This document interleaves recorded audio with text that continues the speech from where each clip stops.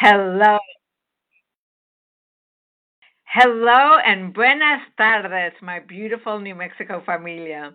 Whether you're driving home from work or preparing dinner for your family, thank you. Thank you for spending your evening with me. I'm going to talk tonight about the Democrats' fight to protect your health care and the government shutdown. But first, I also want to hear from you, your stories, your worries, your ideas. So please, at any time, press *3 to ask a question or share how the shutdown or the healthcare crisis affects your family. Again, press *3 to ask questions. We'll start the Q&A in about 5 minutes, but first I want to give you a brief update about how did we get here. It's day 23 of a government shutdown, the second longest in our nation's history. Usually, every year, Congress, Democrats, and Republicans come together to pass a law to fund the government. While it takes a lot of negotiating and time, our Constitution says that Congress, not the president, must decide how to spend your tax dollars. And this has always been a bipartisan process. Bipartisan meaning both sides, Democrats and Republicans, get to work this out. Sadly, this year was different. This year, Democrats insisted that Congress address the health care crisis created by the Republicans' big, beautiful bill. I don't think it's beautiful, but that's what it's called. That bill did a lot of bad things, including cutting Medicare and cutting Medicare, shutting down rural hospitals, and importantly, it did not extend the health care tax credits that millions of Americans rely on to afford their health insurance. Why did they do this? Well, Trump's big, beautiful bill gave away trillions in tax benefits to just 813 billionaires. And Republicans paid for these billionaire and other big corporate tax cuts by taking health care away from 15 million working Americans. The Trump bill became law in July. It was something called a reconciliation bill, so it didn't need any Democratic votes to pass. But the annual funding bill we're talking about today does need Democratic votes. Democrats demanded that we address the health care crisis because we know the insurance premiums would go up if Congress didn't act. We couldn't vote for a bill that cuts health care, that cuts education, that hurts rural America, that raises costs, and cuts programs Americans need. Sadly, Republicans said no. Republicans said we won't negotiate. So instead of extending the health insurance tax credits, Republicans shut the government down. I can share some of the numbers of what is at stake in the shutdown fight. For example, that 15 million people will lose their health care, or 52,400 Americans will die prematurely because of these Republican policies. But I think it's more helpful to share stories of real New Mexicans. So please share your story by hitting *3. Let me tell you about my friend Margarita's brother. When he lost his health insurance, he couldn't afford his inhaler. He died gasping for breath because he didn't make it to the emergency room in time. He lost his life over an inhaler that would have cost $20 with insurance. Another story, Jeff owns a small donut shop, delicious donuts, but this story isn't sweet. He and his wife rely on the Affordable Act tax credits to afford insurance for their family of 5. Their son has gone through spinal surgery, a surgery that costs tens of thousands of dollars, but thankfully they had insurance. But if these tax credits expire, Jeff's premiums could skyrocket from $520 to $2,600 a month, twice his mortgage and half his income. Who can afford to pay half of the income just for insurance? Mothers across New Mexico are sharing stories of how the Republican health care cuts hurt their families. One mother I spoke to relies on Medicaid to pay for the life-saving medication her son needs. He has a rare blood disease. Without Medicaid, she'd have to find $750,000 every year to keep her child from bleeding to death. I mean, these are sad stories, but all of you, know the truth. You know your rural health clinics are struggling and might close. Many of you are already learning of skyrocketing health insurance premiums. Some of you are worried about the sticker shock when opening your inbox, because those official renewal notices are going to be delivered on October 27th. The Republicans' big, beautiful bill is causing those price increases, and Democrats want to fix it, and we need to fix it now. In New Mexico, Governor Lujan Grisham called a special session to deal with the fallout from the federal big bad bill. Both Democrats and Republicans in our state legislature passed a temporary funding bill to help keep health care premiums down for working people. That's what leadership looks like, Republicans and Democrats working together. But it's temporary relief. New Mexico could only afford 6 months because the state can't afford to cover what should be a federal obligation.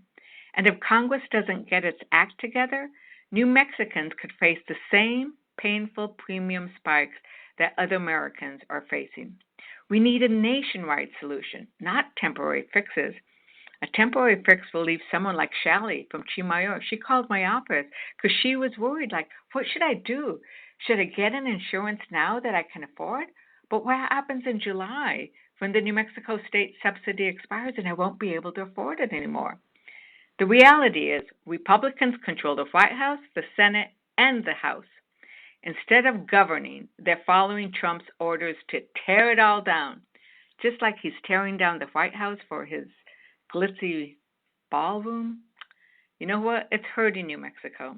New Mexico is home to more than 30,000 federal employees, men and women who keep our country safe, our public lands open, our food inspected, and our national labs running. They're your neighbors, cousins, kids' soccer coaches, and right now they're either working without pay or sitting at home, not knowing if they'll be able to pay their own bills. Remember, dial 3 to ask questions, but I also want to put out some poll questions for you to answer. The first poll question is, have you or someone you know been directly impacted by the government shutdown, a Trump funding freeze, or been fired? Hit yes. Hit 1 for yes or 2 for no. So hit 1, yes, if you know somebody who's been impacted by the shutdown, the freeze, or been fired. And 2, if you do not know of anybody, because I want to know how many people in New Mexico are impacted. And I want to tell you that if you are a federal employee, there are zero interest loans and other resources that you can learn about on my website to help you through this hard time, because it's not your fault. Anyway, while Americans suffer, Trump is sending $40 billion to Argentina to bail out the banks down there. This is almost double what it would cost to pay for Americans' health care tax credits. That tells you everything about his priorities. He'll bail out his buddies and banks abroad before helping families here at home. But this shutdown didn't have to happen. Democrats are at the table with real solutions and a bill to reopen the government, pay workers, and keep health care available to you, whether you live in rural New Mexico, in our cities, or in our tribal communities. Congressional Republicans just need the courage that New Mexican Republicans showed when they voted with Democrats in the special session. But you know what, New Mexico? We'll get through this. We'll do it like we always do, con corazón, with grit and with love for one another. We've been tested before, and together we will build a government that truly serves the people, not kings, not billionaires, but the people. So I just wanted to give you an answer. 60% of you answering, and we got 2,580 answers. Thank you for participating in our poll, but 60% of you said, yeah, that you know somebody who's been impacted by these cuts or the shutdown or the layoffs. But now I want to get to your questions. I'm going to remind everybody, press *3 to share your story. And I also want to remind everybody that if you want to get on my newsletter, you can as well, and we'll give you information on how to do that shortly. So while people are dialing in, I have a question that came from Claudia. She signed up early, and she sent us her question over the internet. And the question is this: President Trump and Russell Vought, head of the Office of Management Budget, are trying to fire thousands of federal employees during the government shutdown. Can he do that? And so the answer is no, he can't. This is illegal. The president doesn't have the authority to unilaterally conduct mass firings during a government shutdown. In fact, we passed a law that precisely says you can't do it. And you know what? Trump signed that law. It's called the Auto Deficiency Act, a little kind of big name, but what it says is during a shutdown, agencies can't be doing reductions in force. And they cannot be firing people who are furloughed. And you know, the other thing it says is that if you're furloughed, you have to get back pay, because that's another thing Trump is saying is we're not going to pay people that we furloughed. Well, they're furloughed, and it's not their fault. So those are things that are important to know. And it's also important to know that a federal judge has already said what Trump was trying to do was illegal. On October 17th, a federal judge issued a temporary restraining order. And that means that about 4,000 employees that had gotten these notices that they were fired cannot get fired. Remember, law and precedent are on the side of the workers. So let's hear. I think we have something coming in from Gloria from Farmington. Are we able to get Gloria on the line? Congresswoman, we're having a little difficulties with Gloria. We have a question from Thomas, though. Okay, what is Thomas's question?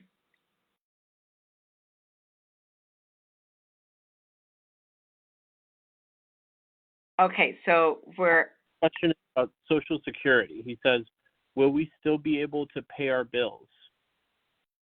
Will the Social Security checks still be coming out so they'll be able to pay their bills?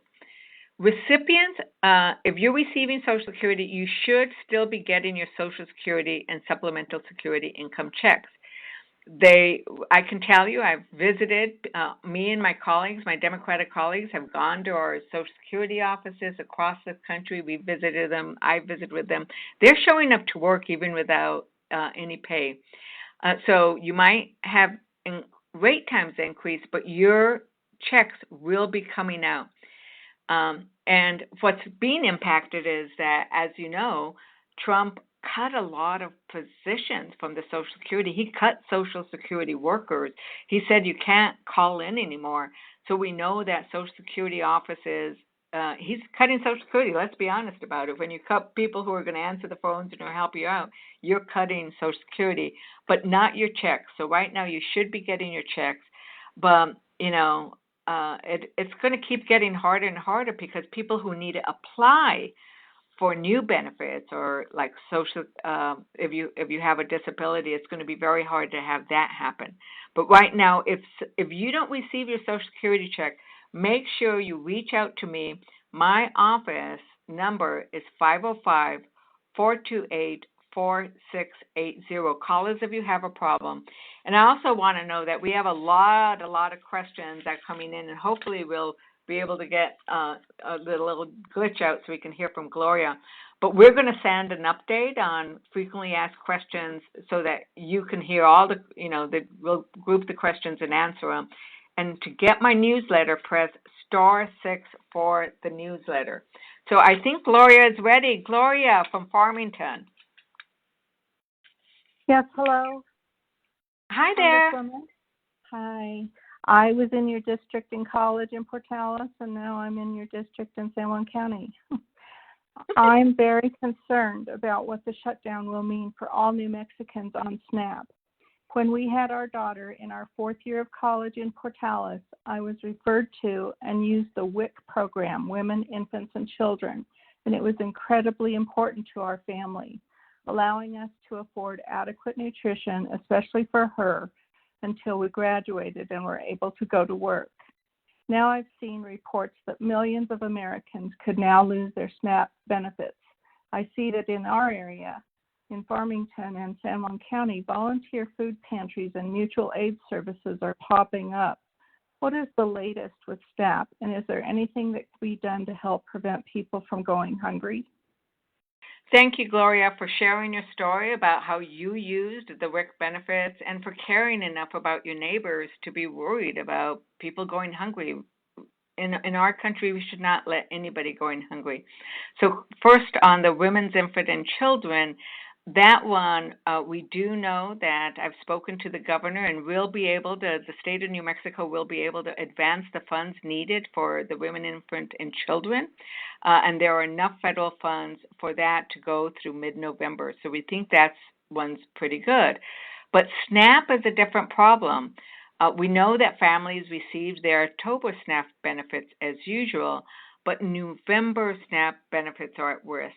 The USDA warned states on October 10th that there wasn't enough funding for full November benefits. This is not true. The money for families to receive their November SNAP benefits is available if Trump would only use it. The USDA has $5 billion in SNAP contingency funds ready to use. That means Congress was worried about these kinds of things, so they forward funded the SNAP benefits. So there's $5 billion available for Trump to use. If he doesn't use that, it's because he is intentionally letting families go hungry when the money is sitting there. How dare President Trump starve Americans when he has $5 billion sitting in the bank? Meanwhile, he's spending that $200 million on a gilded ballroom and $40 billion to bail out Argentina. And this is real for New Mexico.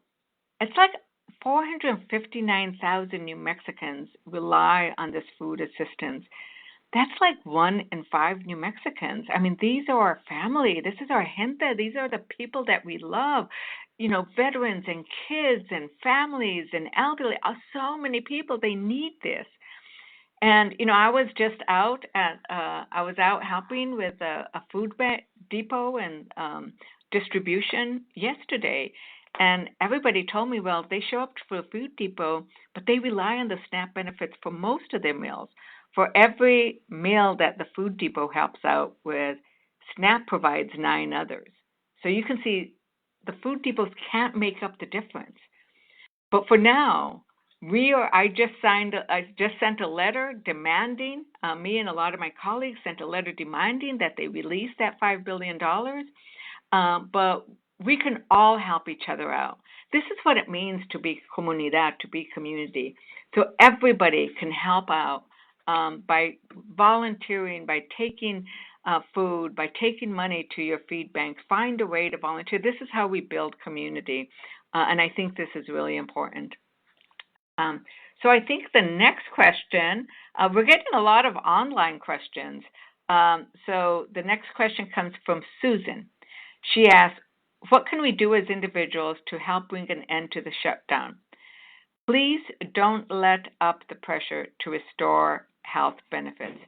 Susan, thank you for caring so deeply for our democracy and for asking this question. You know, it reminds me of what John Lewis says, which says, his quote was, when we love something, we protect it, not just in words, but through action. So what can we do? What we know is throughout history, authoritarian regimes have thrived when they think they can say what it is and nobody can question them. We are not powerless. The people have the power in our democracy. The strongest voice always belongs to the people. And like my good friend Deborah Ross always says, the First Amendment tells us what we can do. We have freedom of religion, freedom of speech, press, assembly, and freedom to call on your government. I mean, I hold these town halls because I want to hear from you. I want you to hear from me. We need to have this conversation. Sadly, Republicans aren't having these conversations, but we want people across this country, whether you live in New Mexico or you have friends in Illinois or Louisiana or Arizona, to ask them to call their Congress people, to call their senators, ask them to say, you can do it. You can protect healthcare and open the government. People can walk and talk at the same time. We can do it. Congress can do it. And I think that's what's really important. Share your stories. We only need 3 Republicans to make a difference. If they ever swear in Adelita Grijalva, which is another story, then we only need 3 Republicans in the House to say, I want us to protect health care. We've already got a couple who said they will stand with Democrats on this. So that's what we need. I always say, and we always say, do not agonize, organize. Do not agonize, organize. So stay organized, stay connected to your community. Our democracy is worth fighting for, and together we'll protect it. Now we want to remind everybody, hit *3 to be able to ask your questions out loud and in person.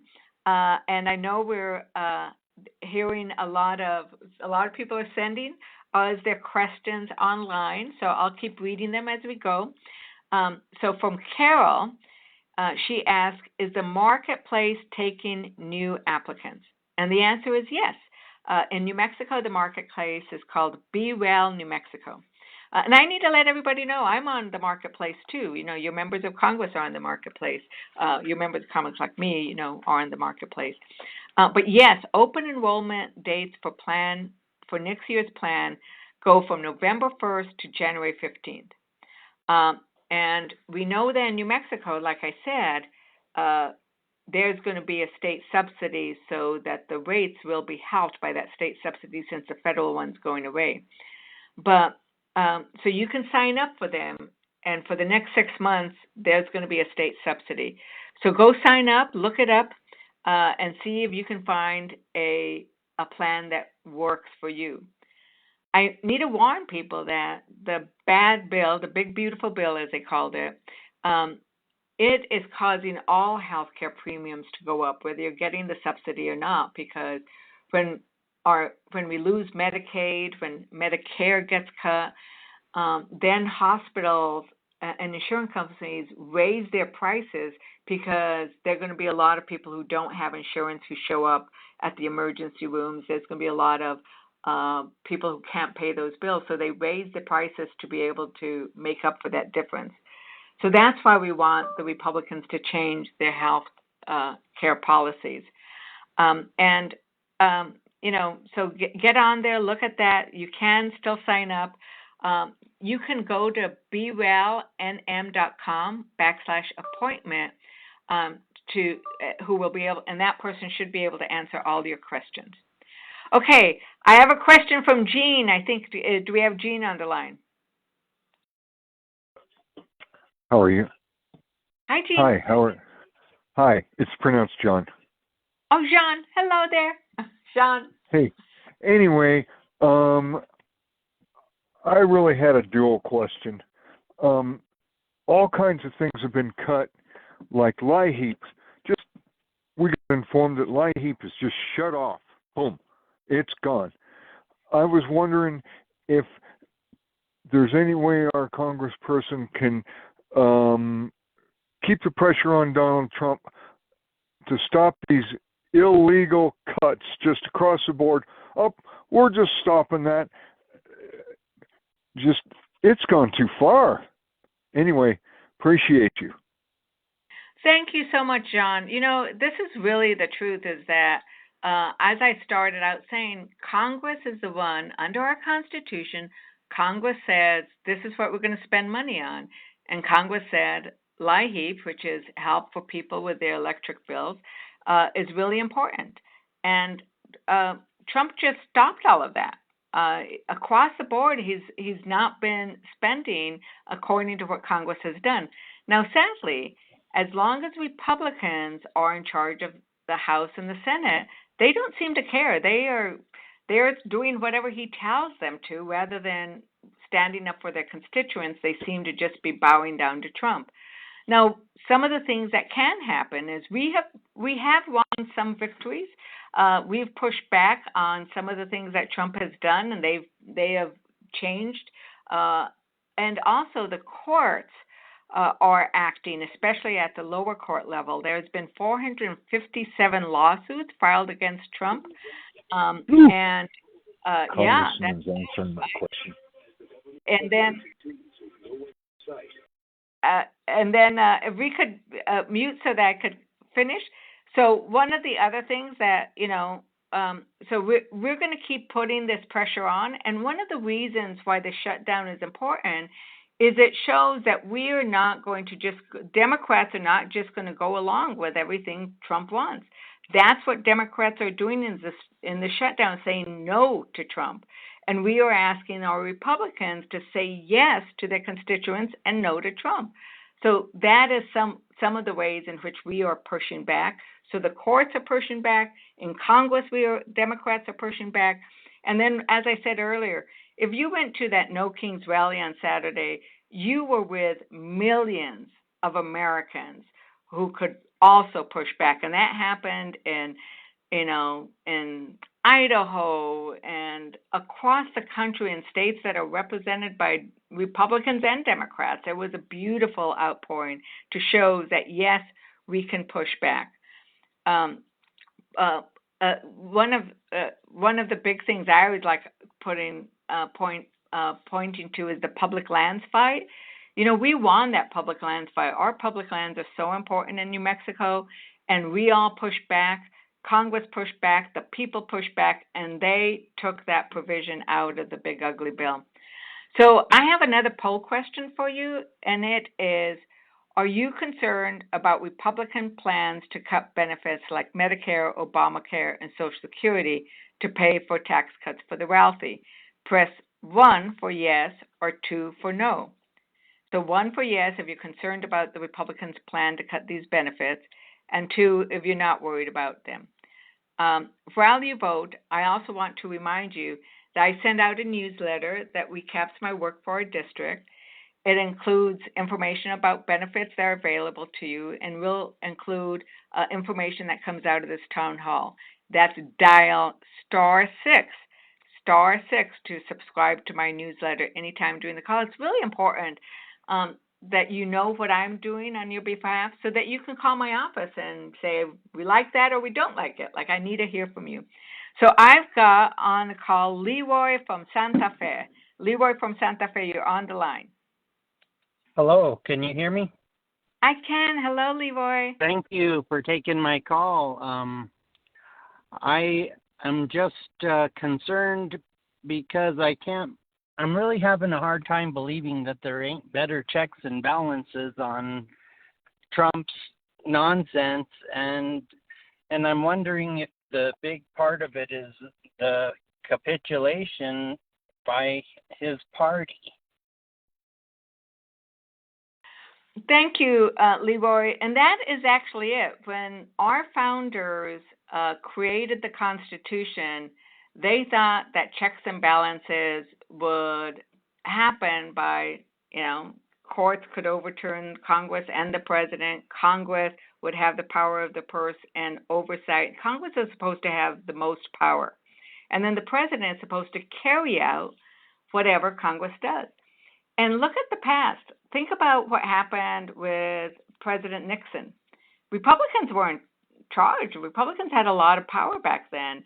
And when a Republican president broke the law, Republicans had the courage to tell him no. And they were going to impeach him and and then he ended up resigning. That's what Republicans should do with this president. They should exercise their power. And, maybe they don't want to impeach him, but they should at least say, how about the tariffs, right? Right now, Trump is imposing tariffs. Everybody's prices are going up. Groceries are going up. Cars, appliances, houses, everything is going up because of these tariffs. I mean, he's putting tariffs on Brazil just because he doesn't like the president. It has nothing to do with, we cannot manufacture coffee except for in Hawaii. But everybody's coffee prices, you've all gone and bought coffee at the grocery store, and it's more expensive now, right, because of Trump's tariffs. Well, guess what? Congress is supposed to decide tariffs. But Democrats keep insisting, and we have bills on the floor so that we can review those tariffs and say no to them if we want. Let me tell you what Republicans did. In my committee, I sit in something called the Rules Committee. They literally passed a rule, about how we're going to handle that tariff bill by saying we could just stop time, because whenever Democrats bring that kind of bill, it has to get heard within, a couple of weeks. And they say, oh, no, we're not going to hear that bill because it's never going to be past March 11th. So time is frozen because Republicans froze time because they don't want to do their job. The same way that Republicans are not showing up in Congress because they don't want to do their job. They are afraid of doing their job. And so you hit it on the head, Leroy.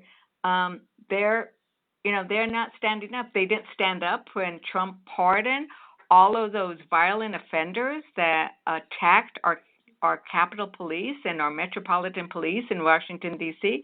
And many of those violent offenders have gone on to conduct additional crimes. They're being arrested and thrown back in. They're not standing up to any of the pardons, any of the corruption that Trump is doing, where he is standing with the billionaires and protecting the billionaires instead of delivering for the American people. They're not doing any of that. So the things that I think is important that we do is that we keep showing up, that Democrats keep showing up, that we keep putting the pressure on Republicans.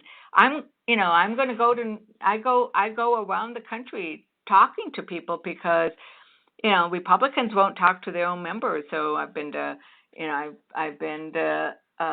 Utah. I'm going to North Carolina, other places, to make sure that we let Republican communities know what Republicans are doing, because we show up. I'm willing to listen to your questions, but Republicans are afraid of their voters. So anyway, we're going to do. I wanted to let you know that we have a lot. The poll answers. We got 95% want us to keep fighting and think that these cuts are hurting them. Only 5% said no. So I'm going to go to Gina Maria, if I said that right. And I think Gina Maria is on the line. Is Gina Maria on the line, or do I need to read this question? Gina Maria? Okay, so Gina, I'm going to read this question. It looks like she might not be on the line anymore. This is interesting. This is what Gina Maria says. Pursuant to 5 U.S.C. 2903, can Representative Adelita Grijalva be sworn in by any other federal official? Oh, my God. Gina Maria is like, what? Congresswoman, I think we have Gina Maria on the call now. Yay, Gina Maria! Yay! Ay, encantada, qué bien, hi. Hello. Ask your question. Yes, that's my question. Pursuant to 5 U.S.C. Section 2903, can Representative Adelita Grijalva be sworn in by another person, like a federal judge? LBJ was sworn in on Air Force One by federal judge Sarah T. Hughes. If a president can be sworn in by a federal judge, why can't a new congresswoman be sworn in by a federal judge? Let's pull the plug on the flippin' Republicans. Oh, I love your attitude and your energy and your knowledge about the law, Gina Maria. So I am as outraged as you are that Speaker Johnson is so afraid of Adelita Grijalva that he refuses to assert her. And listen, I've been supporting Adelita Grijalva since she first ran. I was very good friends with her father, who was a hero on the Natural Resources Committee. He was the chair of the Natural Resources Committee when I first joined. She's a wonderful person. She's kind. She's nice. She's smart. She wants to represent her constituents. She was elected. She won 70% of the vote. And every other time we've had a special election, the speaker has sworn in the congressperson-elect within a day or the most a week. I mean, 2 times he swore in Republicans who were elected in a special session, and we were not in office, right? And he said, no, I can't do it. He keeps changing his mind of why I can't do it. They're all BS because, oops, was I supposed to say that? They're all just straight out lies. He keeps making up new things. Oh, oh, I can't do it because I saw the other people in because they brought their family. Well, you know what? Adelita was there ready to get sworn in with her family. 800,000 people are not getting represented because he is afraid of the Epstein files.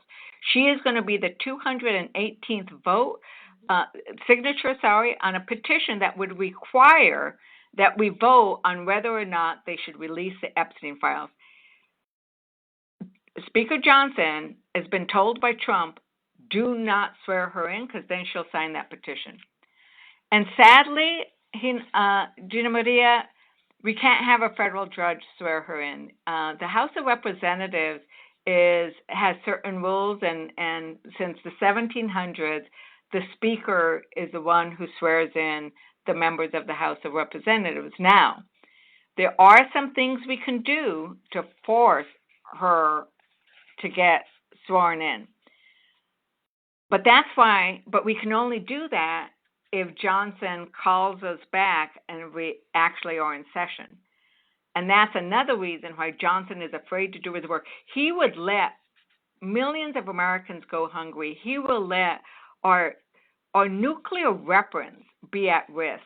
The people who protect our nuclear weapons, including the ones at Los Alamos, are being furloughed because Johnson is afraid of swearing in Adelita Grijalva, because Trump is afraid of those Epstein files. It is outrageous. It is corruption at the highest level. And I need to tell you, everybody, I am also chair of the Democratic Women's Caucus. When Adelita joins us, there's going to be 97 Democratic women in Congress, and they elected me as chair of the Democratic Women's Caucus. You should follow me. Go to Democratic Women's Caucus. You will see that we marched on Johnson's office. All of us saying, swear her in. We have been making good trouble. We have been marching and protesting and pushing for these kinds of things. So go and see that. It was something that we're going to continue to push for in the Democratic Women's Caucus. Okay, so let's see. I have another question that it's come in online, and Marty has asked if I would read it. I don't know where Marty's from, but Marty, I'm going to read your question now. It says, I know the ACA credits are the immediate red line, but could we add rescinding all the tariffs to the mix? Absolutely. And this is one of those things where those tariffs are illegal. And that's another way in which Trump and Republicans are making things more expensive for American families. So even though we're talking a lot about healthcare, we are still fighting against the tariffs. We've been fighting them in court. And when we get sworn in again, we know there are a lot of Republicans who also don't like the tariffs. So once again, we're seeing if we could get just a handful of them. Join with us. Stand with your constituents. And one of the things that I did was I signed on to a legal brief. So me and other Congress people have put together a brief that is before the Supreme Court, because we are arguing to the Supreme Court. All you have to do is, open up your Constitution. When you open up that Constitution, it says that Congress has the power and authority to levy tariffs on foreign governments. Very clear. And we haven't given that authority to Trump. So we are arguing before the Supreme Court that those tariffs are illegal. Sadly, we don't know what the Supreme Court will do. They keep, they were appointed by Trump, and sadly, they keep hitting the ball down the road. It's interesting what they do, like with the birthright citizenship. They know that's unconstitutional, his idea that if you were born in the United States, you don't get to be a citizen. Oh my God, like everybody knows that. That's in the Constitution. The Supreme Court, they know they can't rule in his favor, so they find a technicality to send it back to the courts below. So they're afraid of their own shadow. They are also afraid of Trump, but hopefully they'll have some courage themselves. because that's what we need right now. We need some courage by these Republicans. They need to stand up for Trump. They need to stand up for America, goddammit. We're America. We have a constitution. We believe in it. We have, like, my father served in World War II. He went to Japan. He was on a ship on the way to Japan when that bomb was dropped. And I had 4 uncles who served in World War II who saw battle in Europe, fighting fascism, standing up for our Constitution. And now Republicans are abandoning it. I mean, we should all be angry. We should all be showing up like we did at the No Kings rally. Sorry I got so mad, but I think about all the sacrifices our men and women in uniform have done. All the veterans, they come up to me and they tell me that. They say, this is not what we expected. And then when you have Secretary Hegseth, insulting people in the military, insulting women in the military, insulting the generals who've done so much work anyway, I was honoring my father in that answer. But let's get on to another question. And I think this one is also online. So it's, I hope I say this right. Yael from Farmington. And Yael says, she wrote, I had someone apply, and the process is very different from the past. They asked me to identify. Oh, wait a minute. Yael is live. So, Yael, can you tell us your question? Hi. Yes, thank you. It's a little bit off topic, but one of the previous callers talked about LIHEAP, and so I wanted to see if it was okay to ask this tonight. I have a client. I'm a mental health therapist, and I have a client who applied for LIHEAP. And the process was very different than what she has had to go through before. She was asked to provide the names, dates of birth, social security numbers for everyone in her household. She was asked to identify if they were natural born or naturalized citizens. And she was asked to very specifically identify whether they were white, Hispanic, or Latina. Not like all of the typical race questions or ethnicity questions, but specifically those 3. And there was no option to decline to answer. She is Hispanic. Her family is Hispanic. And while they are all legal American citizens, she was so afraid that ICE was going to show up on her doorstep that she backed out of the application and did not get her assistance. And I'm wondering if there's anything in New Mexico that we can do about this process. Thank you so much for that question and giving all the texture to it. And this is what's so scary, right? That we are seeing ICE masked agents detaining, throwing citizens to the ground, beating pregnant women who end up miscarrying in their jails, and Latinos especially are being targeted, whether they're citizens or not. And it is outrageous. The Supreme Court ruled, sadly, that another one of those temporary rulings that said, oh, we'll look at it later, but which basically said, if you're Latino, you're speaking Spanish, you look like you're Latino, you're working you're working in an important job or as a day laborer or in the fields, that you could be detained by ICE.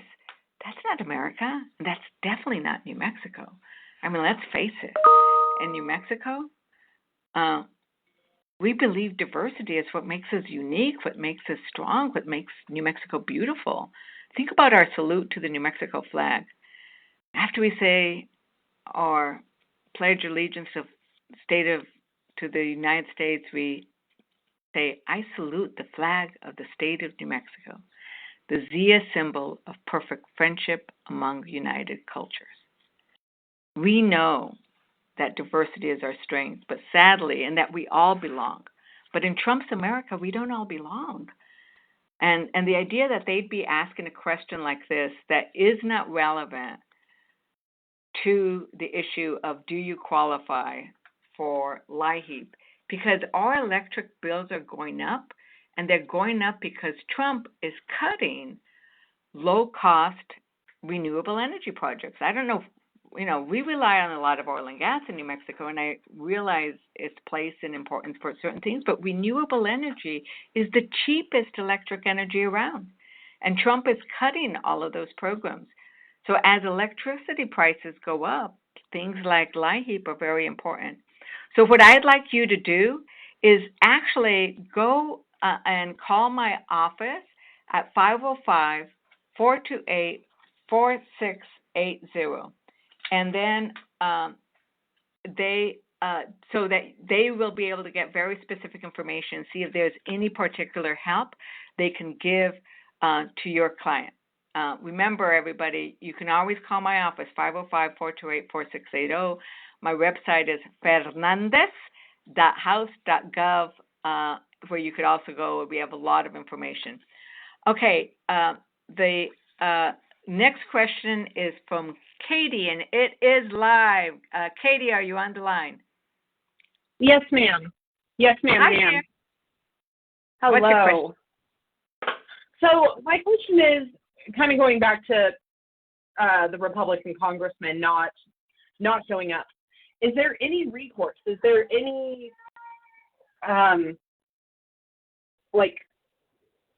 is there anything we can do? And is anything going to happen to them when they're not showing up to do the jobs that they're being paid for?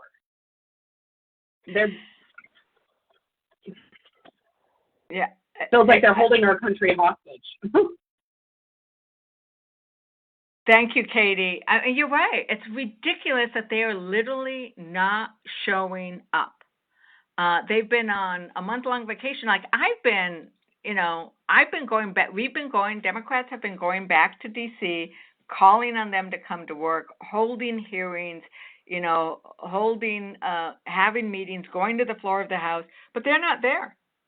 They're not there. And it is outrageous. And we know that this is related to the earlier caller.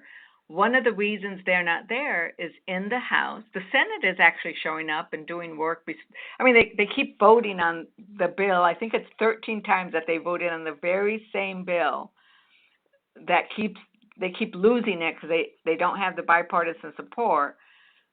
But then, they vote on the bill and then they go do other work. In the House, the leader of the House, the Republican leader of the House, Speaker Johnson, refuses to show up. And the reason he doesn't want to show up is because he knows when we go into session, he is going to have to swear in Adelita Grijalva.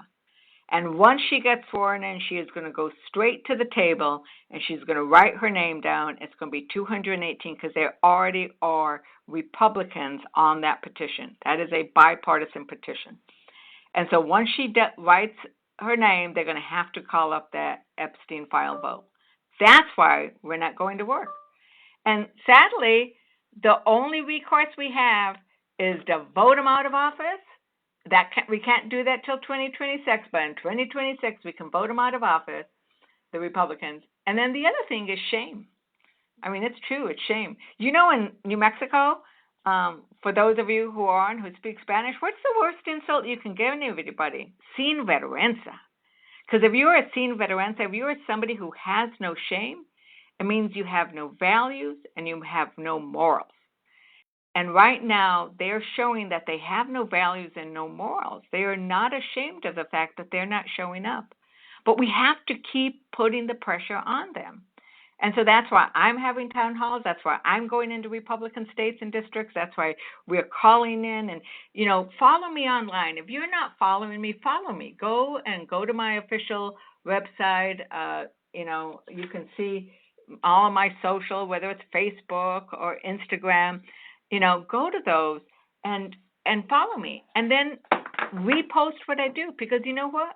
You might have friends or family who are in Iowa or Louisiana in the Speaker's District. So go follow me. I'm at Rep, R-E-P, Teresa LF, Rep Teresa LF, or at fernandez.house.gov. So follow me and repost it. Follow other people and repost it, because remember the idea of living the First Amendment, freedom of speech, and freedom of the press. Well, guess what, everybody? You all have your little mini presses. You all have social media. Not everybody, but some of you do, right? And if you're on social media, then when you are sharing things, you're like a newsletter, you're like a newspaper, you're like a radio, you're like your own TV. Share it with people. And that's how we increase the pressure. That's how we increase the shame. Because it really is important. Another point is most of the people that are going to get hurt by what Republicans are doing live in districts and states that are represented by Republicans. 6 in 10 Americans who buy their health insurance on the marketplace live in Republican districts. That's I don't understand why they're not standing up for their voters, but instead are, doing what Trump wants them to do. So we're getting close to the end. So we're going to go to another question, and this one looks like it's coming in online. And let's see, the system is taking a little bit to load. I'm having technical difficulties. It's coming from Adrian. And he said, with all of these changes happening, how many years will it take to fix these setbacks?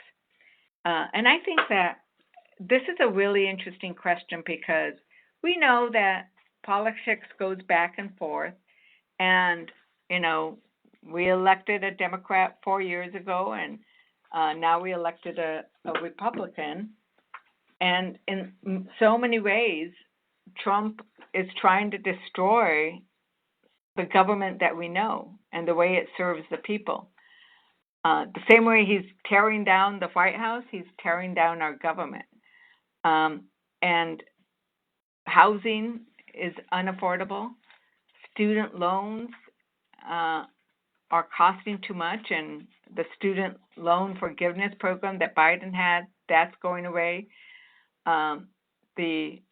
Our planet, all of our climate provisions that Democrats have passed, Trump is overturning. But there are things that we can look forward to. I call it, we all deserve the good life.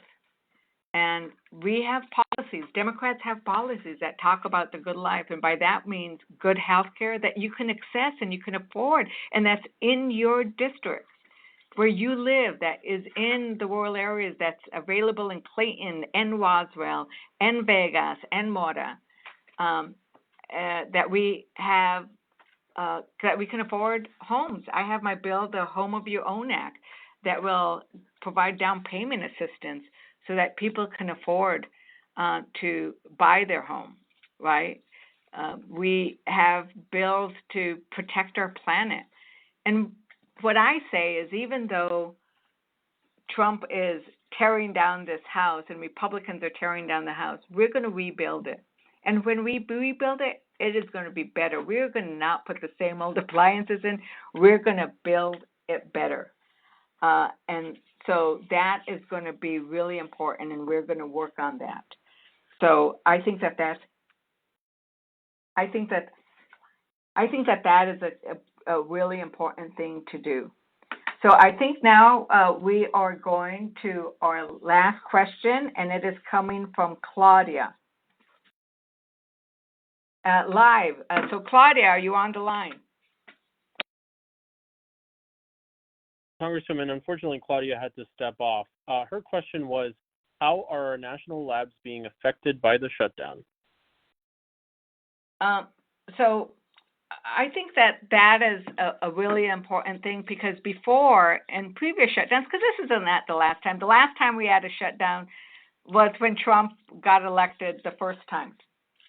And he shut down the government, but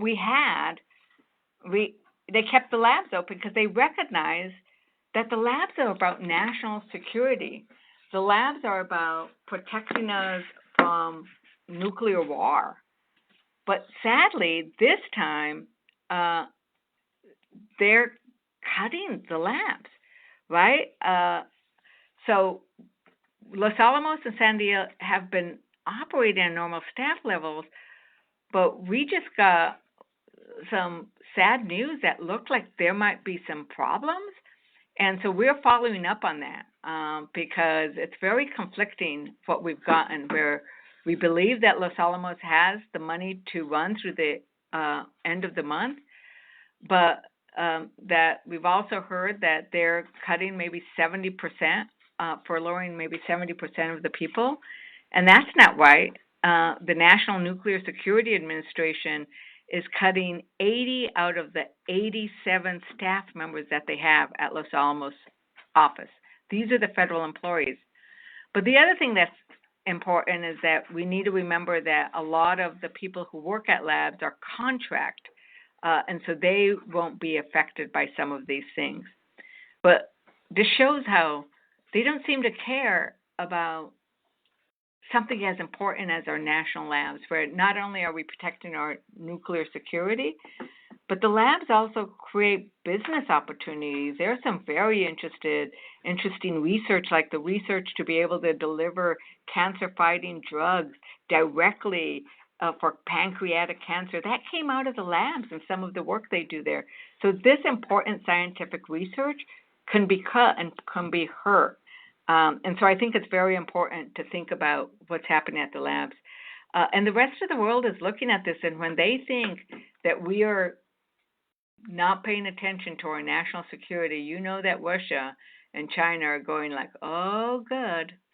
Now, what Trump is doing is very good for Russia and China and very bad for America. Okay, I'm going to end it there. We're at the bottom of the hour. I want to tell you, we had 13,000 people call in, 13,000 people. It just shows you how everybody's concerned about what's happening right now. They want to talk. Like I said, we couldn't get to all of the questions that came in online, and I'm sorry if we had a little bit of technical. This is the first time we've had some technical difficulty about getting people live on voice, and we'll make sure that never happens again. But thank you for participating in our democratic process. Your letters are important to me. Your phone calls, showing up at the town halls is important, letting me know what's happening in your life. Remember, sign up for my newsletter. You can do that at *6 right now. If you don't do it right now, you can always go to fernandez.house.gov and sign up there.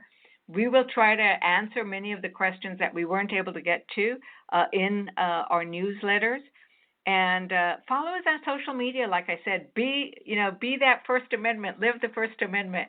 It's at Rep. Teresa LF on Twitter and Facebook, and at fernandez.house.gov on Blue Sky.